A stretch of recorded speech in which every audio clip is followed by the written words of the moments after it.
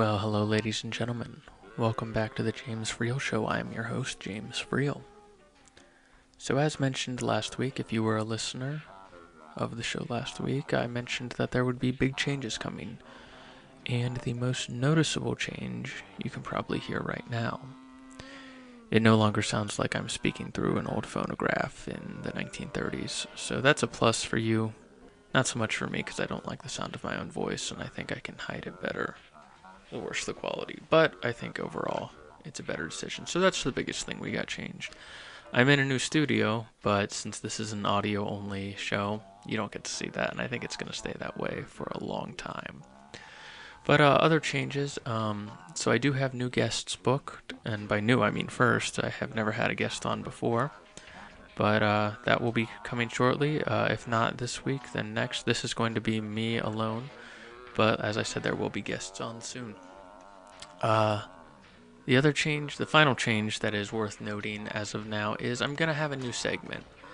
And prior to now, I've never even had segments on this show. It's just sort of been me rambling. And don't worry if you're a fan of the whole setup of just one person sitting at a microphone rambling. I'm not sure why you would be, but I am. That's why I do it.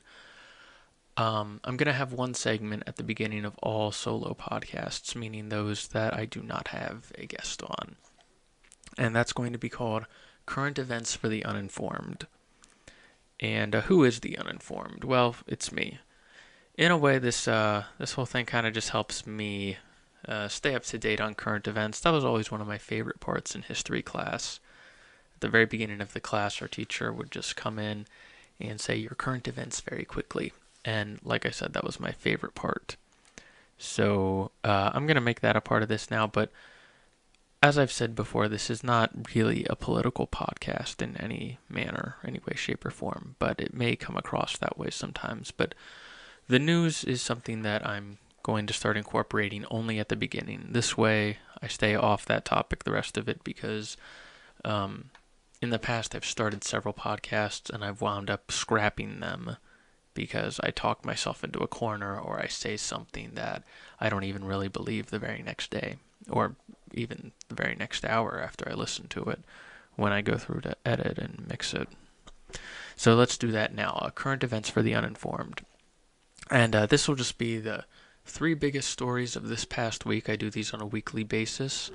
I'm going to try to do one important one, meaning that whatever the biggest news story of the week is, I'll break this down even better next week.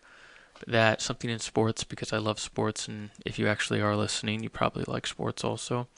And then finally one in pop culture. I guess that is kind of, sports is pop culture, but I think they deserve to have their own occasions, because you got to keep it entertaining for everyone. Alright, so here we go. Current events for the uninformed. Supreme Court Justice Anthony M. Kennedy announced Wednesday that he would retire this summer, leaving a seat vacancy for President Trump to fill. The president stated, "Anthony Kennedy has been a great justice. We will begin our search for a new justice immediately." I'm not touching that one with a 10-foot pole, except to say my Twitter feed is definitely blown up. It's been polarized. Some people think this is a great thing. A lot of people think it's great. A lot of other people ain't too pleased about it. From what I understand, this is a pretty major change. So it's cool to live through history. In sports, reports are saying that, this is just today actually, reports say that LeBron James has declined the $35.6 million opt of his contract with the Cleveland Cavaliers, so he will become an unrestricted free agent soon. So he's, if I understand this correctly, I'm not an expert on contracts, but he's opting out. He could stay, but he's not. Oh, that must hurt for Cavaliers fans. But at the same time, and I will make my comment on this, you got a championship. I've never experienced any sort of championship in all of the sports that I enjoy. So you lived through a hard part, but you got it. So I think it'll move on. That'll be interesting to see if Cleveland ever moves back to relevancy within my lifetime, as far as the Cavaliers go. All right, and finally, in pop culture, in pop culture, popular singer-songwriter Ed Sheeran is facing a $100 million lawsuit for allegedly stealing elements of the Marvin Gaye song "Let's Get It On" for his 2014 hit "Thinking Out Loud." And I will say, if you've listened to the archives of James Freel, the show that I'm trying to keep hidden, but I'm not taking it down because if you're actually interested, I think you deserve to hear it. But it's not on this platform. Uh, I do know some about music, not a lot, but I noodle with instruments, and I am familiar with both songs, Let's Get It On and Thinking Out Loud. And yes, they are very similar in a lot of ways. The thing is, they both use extremely similar chord progressions, but at the same time, I think hundreds of songs have used chord progressions, and the melodies are totally different. That said, the chord progressions are used in an extremely similar way. So I'm not sure all the details on the rest of that, but I'll be interested to see how that goes. All right, so that's the end of my first ever segment of current events for the uninformed. So let's move on to what the rest of you, or my 2 or 3 listeners out there, are used to on the James Freel Show, which is just me rambling. So, yesterday, my better half and I drove down to Cincinnati, Ohio, well, near Cincinnati, Ohio. It's in a town called Mason, and we went to the amusement park called Kings Island, and I had a great time there. But it was definitely an experience. I love amusement parks, I love thrill rides, but the problem is I'm in my mid 20s, and I did go on a weekday, and it is summer break, and I just gotta say, you want to feel old, go to an amusement park when you still love them in your mid 20s, because oof. And I still feel the age of everyone around me, but I look around and I see everyone is between the ages of like 10 and, or more like 9 and 15. Everyone's at that age, and oh geez, and I'm starting to feel like a real old man because a lot of the kids are kind of annoying, they're obnoxious and loud, and I never saw myself as the kind of guy like, man, where are their parents? Or just, wow, those kids' parents failed as adults. But that's how I was feeling, and I don't like being angry like that at all. But that definitely was a thing about it. It's just being surrounded by loud, and it just made me feel very, very old. I'm starting to feel. And a lot of you, I don't know if I have anyone over my own age who would listen, but I'm sure people, even in their late 20s, are probably telling me I need to appreciate my youth now. And I definitely feel that way, but still, it's just one way to make yourself feel old. Is I did, like I said, I did it to myself because I went on a weekday during the summer break where I'm guessing most of these kids are all on summer break, so that's going to be where the majority of people my age aren't going. But it was a great time.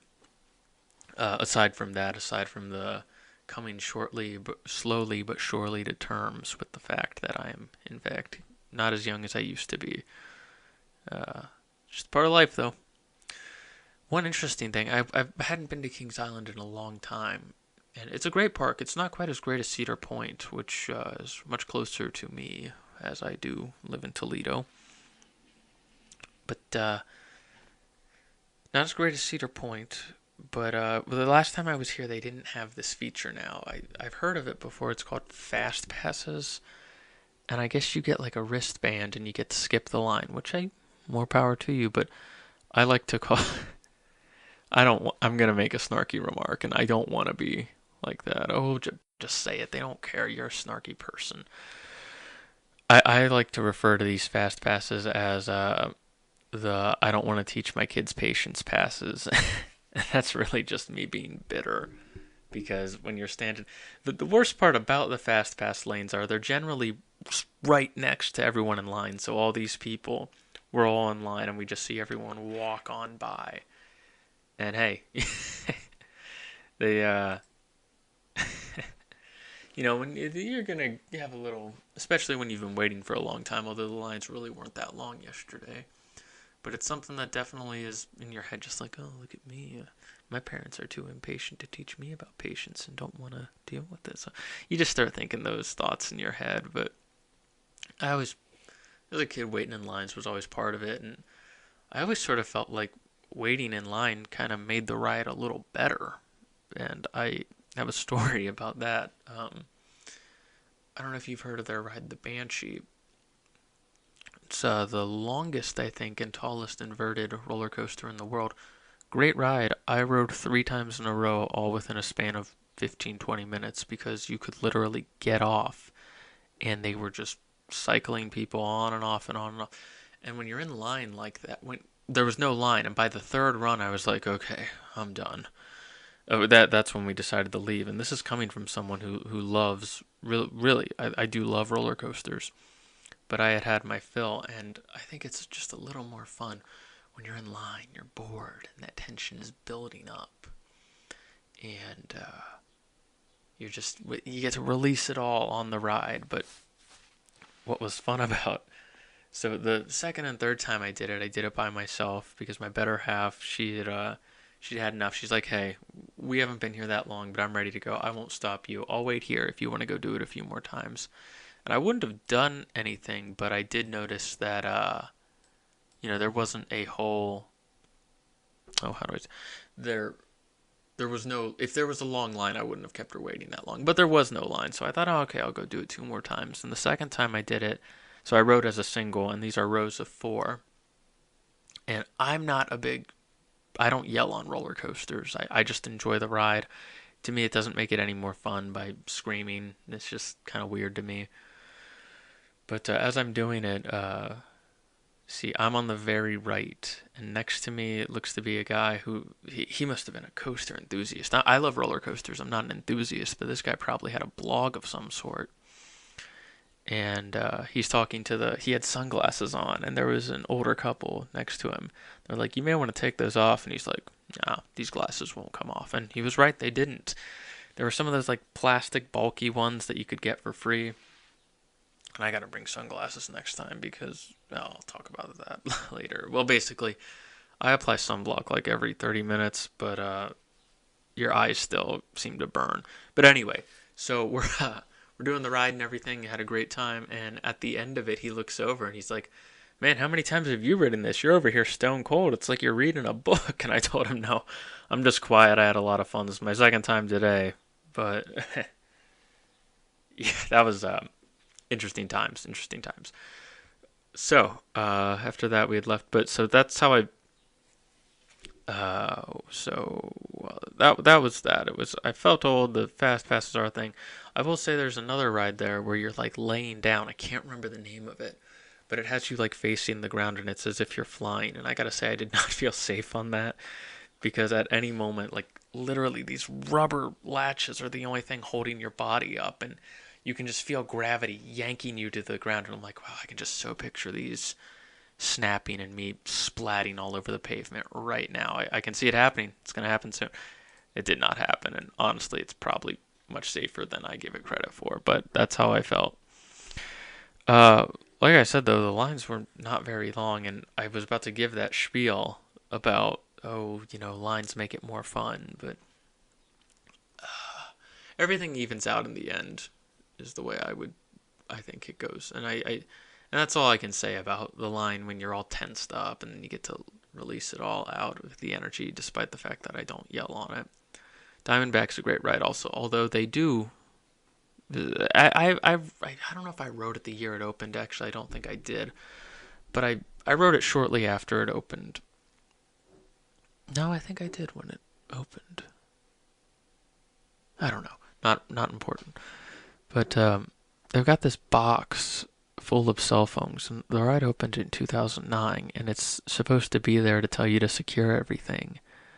And it's got just this box, like 2 feet tall, of just cell phones. And I guess that's supposed to incentivize you to, it's like kind of like a scarecrow. But I'm thinking, wow, they really need to update this because it's all like Blackberries and Nokias and all dumb phones.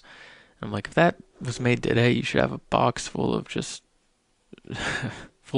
black rectangles, because that's the only thing people are using these days for smartphones. And It'd be interesting to know how they came across that idea, or if they're even real phones, or how they gathered all of them. It's probably something not nearly as interesting as I'm building it up to be, but that's how I would see it.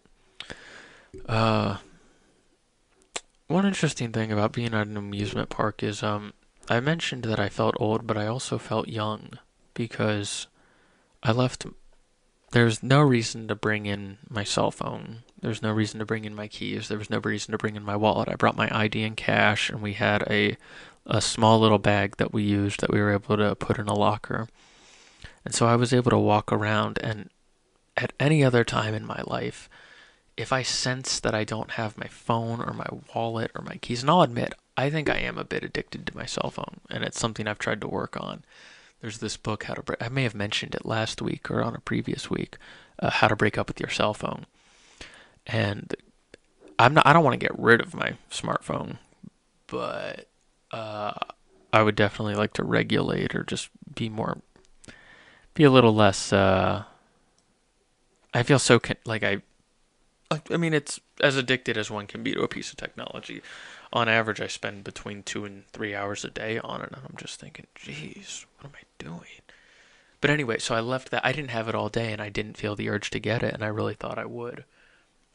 But that place is just so. I love that place. I love theme parks, not specifically that one. I do love that one, but oh, there's something about theme parks. They are a lot of fun. I haven't even been to that many, but man, they know what they're doing, and you hardly even notice the $7 for a 20-ounce fountain drink. It's kind of worth it when you're hot and tired, but that's what it is. But it was very liberating to not have my phone, wallet, or keys, and not feel the need to do it. Just help me. Maybe that's why I felt so old, because I didn't look like everyone else, and yet I felt like everyone else. I don't know. It was like a go-to place. That and Cedar Point were like go-to amusement parks when I was in junior high and high school. Whenever there was going to be a trip, that's the thing. It is kind of awkward when you go onto water rides and you've got like those circle things that are meant for 6 people, but you're in a group of two and you're just paired with 2 other people. We were paired with another couple, and they were both very nice people, but I don't think they were very interested in talking to us. And you have to sit there like you're on I don't know. Do they? I don't fly very much, but do they still make it on planes where you're facing each other, like 2 people, and then if you just are all 4 of you are looking straight ahead, you're making eye contacts with the person across. That's kind of what it's like, and so it's like you don't want to not talk because that'll just be uncomfortable. But that's the way it was. It was a little uncomfortable. I guess it all depends on who you get paired with. People were kind, but at the same time, it's hard to enjoy a ride when there's social tension. My only real complaint, and here he goes complaining. Hey, you got something you want to complain about? Yes, I do. I do want to, because you all enjoy this show so much, I'm sure you wouldn't mind me stepping aside to complain about something. So I rode this flying disc ride. It's like one where there's like 100 or like 50 people, and they all sit in a circle, and you're like at the bottom of a pendulum, and it swings up and around, not all the way around, but around. And so I get on. There's like, I'd say it's at about 40% capacity, and they give you a number when they when you go to do it. And so it's just me by myself. I'm riding as a single. I'm a better half. Didn't want to do this one, and she was kind enough to wait for me. And so I get on, and this young girl, her mother's there. She's not gonna ride though. She's just there to make sure her kids get on.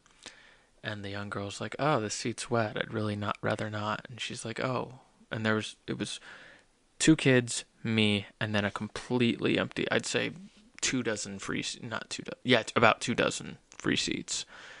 And she's like, "Oh, well, why don't you just go on the other side of him?" And I'm like, "Oh, well, I'll move down one so that two can still sit next to each other." And so then everyone comes, the employees come to walk around and make sure they give you that little tug on your thing. And it's like, well, I feel safe now. It's like, yeah, as if that's gonna make a huge difference. But he comes around, and as he's doing it, I've got this. We sit down, and he's doing it, and he just starts talking, and he's like, this guy's maybe probably 16 years old, and he reminds me a lot of me in high school, because he's really nerdy, really dorky, and looks like, well, he looks a lot like me, really. He doesn't really look like, at least he reminded me of me. And he just starts, he's doing everything, he's huffing and puffing, he's like, nobody's in their assigned seats. And I'm just like, whoa, okay.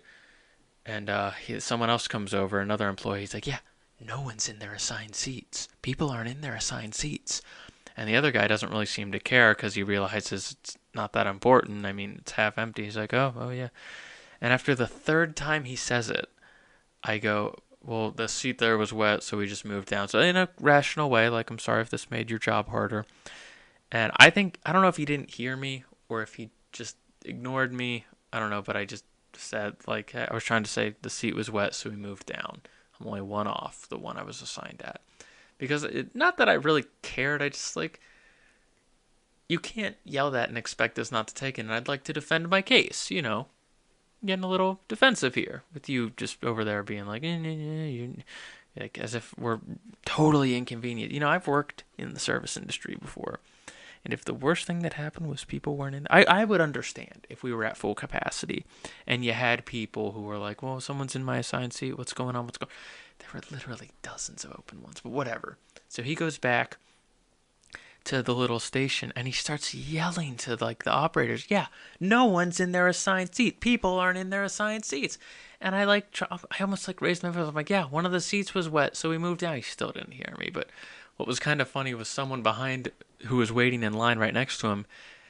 He kind of got the gist of how like obnoxious the guy was being. The worker, the person in line was realizing how obnoxious the worker was, and he just started saying, wow, that sounds so hard. That's so rough. Like if he just said it once, like, people aren't in their assigned seats, whatever. But he kept going on and on and on about it. And it just like I felt like I was being personally attacked. So I had to... I'm going on a tangent. That was my day. Overall, if that was the worst thing that happened to me, I'd say it was a really good day, which it was.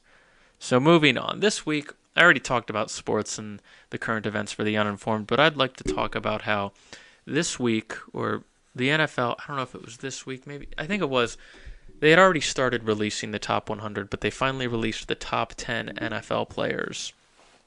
And I do gotta say, I think it was kind of a stretch to put Aaron Rodgers in the top 10. And that may be controversial. I think Aaron Rodgers is an excellent quarterback. He's made my life miserable every time a team I like plays him. That said, I don't think he'd have belonged to be in the top 10 this year. Especially if, and I'm pretty sure the list is supposed to reflect the top players of the previous year. That's why it's done on a yearly basis. Well, Aaron Rodgers didn't even play 8 games. He played 7 games this year. And I don't think that the stats he has...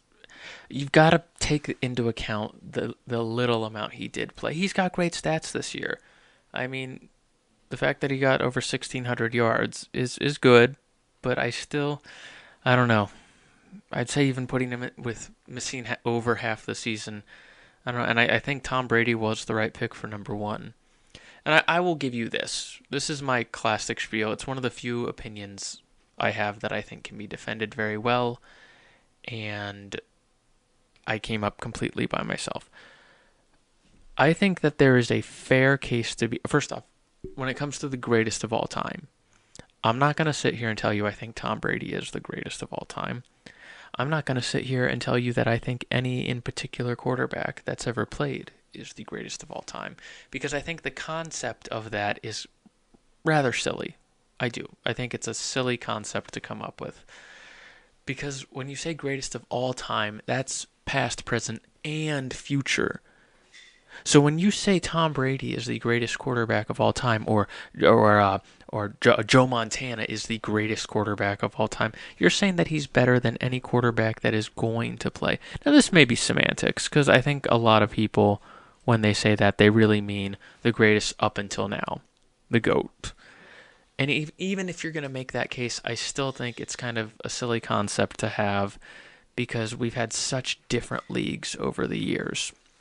So many different players, I mean, really, every season, every time there's a rule change, it becomes a different game, and it's going to help some quarterbacks there, some others there. But basically, I would just say this. I think you can make the case that Tom Brady is the greatest of all time, but if your argument is 5 rings, you have a lousy argument. And I don't think that's edgy for me to say. I think a lot of people would agree that you'd have to make the case of how he plays under pressure. I think Peyton Manning is the greatest regular season quarterback of all time. He doesn't really show up when you needed him to. He's kind of like the LeBron James of the NFL. I'm sure I'm not the first person to make that comparison. But that's what I'm going to say about that situation with the top 100. I think Aaron Rodgers was lucky to be there, and I think they got it right by having Tom Brady as number 1. I do think Tom Brady is and always has been a better quarterback than Aaron Rodgers. I do. Well, now that I've officially made it pretty much impossible to acquire any fans from Wisconsin who pay attention to football, I will say this. The fact that I'm talking about all of this is good news for me because that means the NFL season is coming up. And there are 2 times of year for me, football season and not football season. And I can't wait for that. That does not mean that this show will focus all on sports. That's not what this show's about. The show's about me rambling and about conversation with interesting people who I have coming up soon. I only brought up the football thing because, hey, the NFL just finished releasing its count. So, wrapping things up in hindsight, next week I will have my first ever guest on the show, and I will say that it will be longer than 30 minutes. It will go as long as it will go, however long, however interesting it is. I'm very much looking forward to this guest that I'm going to have on. I've known him for a long time, and I think it'll be an interesting conversation. Oh boy, I still have 3 minutes to kill. All right, well, as long as I was talking about football. Man, if there's anyone listening who's not into sports, they probably checked out a long time ago. So if you're still listening, I'm just going to keep going because you're probably interested in what I would say anyway. So this Madden 99 Club, what is it? Like, Madden releases the ability of players, and like everything's between 0 and 99. And they've got 3. I gotta Google this really quick because every year they have different.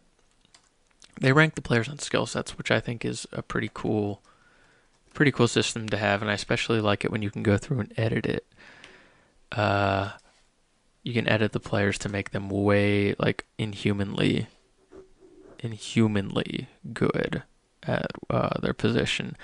Oftentimes it'll. Oh, geez, there's 7 members. And I think it's kind of cheapening it. I'd like to see their individual stats just to see, are they all at 99? Because I know Rob Gronkowski is one of them, but he was just so... he was just so injury prone, and I feel like that would drag him down a little bit. I am a fan of Gronk. Geez, people are going to think I'm a Patriots fan, and I'm not. If you've listened before, you know, even though I think I live closer to Detroit and Cleveland, I am a Bengals fan because I did live in Dayton at the time when I got into football. And so, that was the team I was closest to. I'm kind of surprised I didn't gravitate more towards the Colts because the first Super Bowl I ever watched was when the Colts won back in, I believe it was 2006. That's when I was really, really getting into it. But that's enough talk about football. Next week, my guest is not interested in sports, so that will not be a huge part of it. But it will be an interesting show. Let me just say this. If you're into film, I got a feeling that next week's conversation that I'll have is going to have a lot to do with film. So please stay tuned for that. And I will see you next week. This has been the James Freel Show. Goodbye, everyone.